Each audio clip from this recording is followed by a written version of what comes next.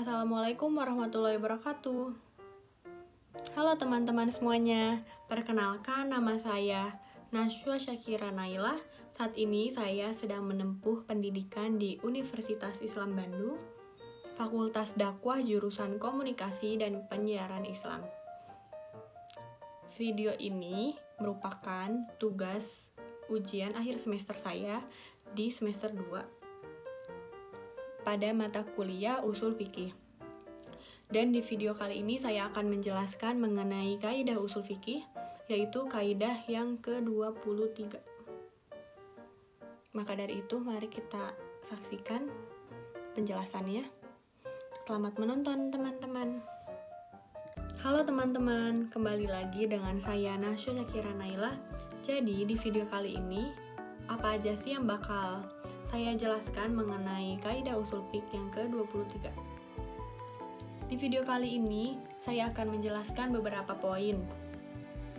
Yang pertama yaitu pengertian dari kaidah itu sendiri, dasar dari kaidah itu sendiri, beberapa hal yang harus diperhatikan dari kaidah itu sendiri, dan yang terakhir, contoh dari kaidah itu sendiri.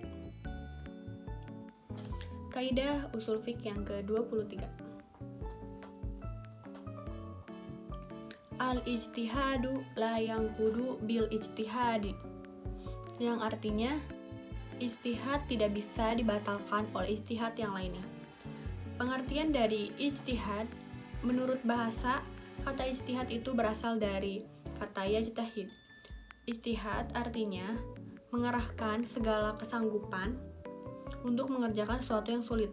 Sedangkan menurut istilah, kata ijtihad itu sendiri merupakan mencurahkan segala tenaga dan pikiran secara bersungguh-sungguh untuk menetapkan suatu hukum. Dasar kaidah ushul fikih yang ke-23 terdapat dalam Quran surat Al-Anfal ayat 67 dan 68.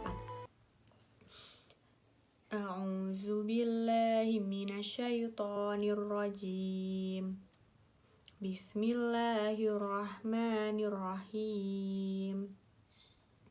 Maka nalin nabiyyin ayyakuna lahu asra hatta yuskhina fil ard turiduna aradad dunya wallahu yuridul akhirah wallahu azizun hakim, yang artinya tidak patut bagi seorang nabi mempunyai tawanan sebelum ia melumpuhkan musuhnya di muka bumi. Kamu menghendaki harta dan benda duniawi, sedangkan Allah menghendaki pahala akhirat untukmu. Allah Maha Perkasa lagi Maha Bijaksana. Ayat selanjutnya, A'udzu billahi minasyaitonir rajim. Bismillahirrahmanirrahim. Laula kitabum minallahi sabaqa lamassakum fima akhadzatum azabun azim. Artinya, kalau sekiranya tidak ada ketetapan yang terdahulu dari Allah, niscaya kamu akan ditimpa siksaan yang berat karena tebusan yang kamu ambil. Maksud dari kedua ayat tersebut memiliki cerita, yaitu pada saat terjadi perbedaan pendapat antara Abu Bakar dan Umar dalam hal memilih kebijakan orang-orang musyrikin. Abu Bakar lebih berpendapat menjadikan orang-orang musyrikin sebagai tawanan, sedangkan Umar lebih berpendapat orang-orang musyrikin tersebut dibunuh saja.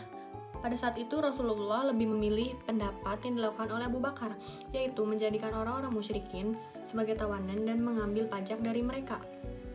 Lalu Allah mewahyukan pada Rasul bahwa ijtihad yang ia lakukan adalah keliru, karena yang benar adalah membinasakan mereka di muka bumi sebagaimana saran Sayyidina Umar. Hal ini membuat Rasulullah menangis Dan ia berkata, kalaulah hari ini Allah menurunkan azab kepada kita semua, maka kita semua akan celaka kecuali Umar. Kendati pun demikian, Rasulullah tidaklah membatalkan ijtihad yang pertama yang dilakukan oleh Sayyidina Umar, yaitu menyarankan bahwa orang-orang musyrikin dibunuh saja. Rasulullah tetap mengambil pendapat yang dilakukan oleh Abu Bakar, yaitu menjadikan orang-orang musyrikin sebagai tawanan. Walaupun hasil ijtihad yang ia lakukan adalah keliru. Sehingga kedua ayat ini menjadi dasar ataupun dalil dari kaidah usul fiqh yang ke-23. Selanjutnya ada beberapa hal yang perlu diperhatikan dari ijtihad. Yang pertama, hasil ijtihad seseorang tidak dapat membatalkan ijtihad orang lain dalam perkara yang sama. Sebagaimana hasil ijtihad seseorang tidak boleh menyalahi hasil ijtihad orang lain dengan alasan karena ijtihad yang kedua lebih kuat dari ijtihad yang pertama. Yang kedua, tidaklah ijtihad di antara para ulama berhak untuk diikuti dari yang lain. Yang ketiga, membatalkan satu ijtihad dengan ijtihad yang lain dapat mengakibatkan tidak tegasnya suatu hukum. Selanjutnya yang terakhir, yaitu contoh ijtihad yang tidak membatalkan ijtihad yang lainnya, yaitu yang pertama, Abu Bakar pernah memutuskan suatu masalah tetapi Umar memiliki pendapat yang berbeda sehingga menghukuminya berbeda. Sikap Umar tersebut tidak membatalkan ijtihad Abu Bakar.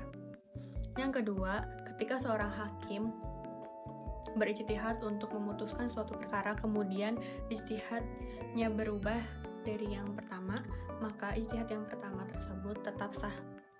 Yang ketiga, pada zaman Nabi ada dua orang yang sedang melakukan perjalanan. Ketika itu masuklah waktu sholat dan di sekitaran itu tidak ditemukan air. Lalu mereka sholat dengan bertayamum. Setelah sholat, mereka meneruskan perjalanan. Tibalah mereka di sebuah perkampungan dan pada saat itu waktu sholat zuhur masih ada. Tibalah mereka di suatu perkampungan dan mereka menemukan air. Salah satu di antara sahabat berijtihad dengan berwudu dan mengulangi sholat, sedangkan salah satunya lagi tidak mengulanginya. Yang keempat, tatkala seseorang sudah selesai melaksanakan sholat, kemudian orang lain yang berada di sampingnya mengatakan bahwa sholat yang dia lakukan rakaatnya kurang satu. Maka seandainya jika dia sudah yakin dengan asumsi dirinya sendiri, dia tidaklah wajib untuk menambah bilangan rakaatnya. Yang terakhir, apabila dalam menentukan arah kiblat ijtihad pertama tidak sama dengan ijtihad yang kedua, maka digunakan ijtihad yang kedua. Sedangkan ijtihad yang pertama tetap sah, sehingga tidak memerlukan pengulangan rakaat pada ijtihad yang pertama. Dengan demikian, seseorang bisa saja melakukan sholat 4 rakaat dengan menghadap ke arah yang berbeda pada setiap rakaatnya. Mungkin cukup sekian yang dapat saya sampaikan. Mohon maaf apabila ada kesalahan dari pengucapan kata-kata dan yang lainnya. Wabillahi taufiq wal hidayah. Wassalamualaikum warahmatullahi wabarakatuh. Semoga bermanfaat.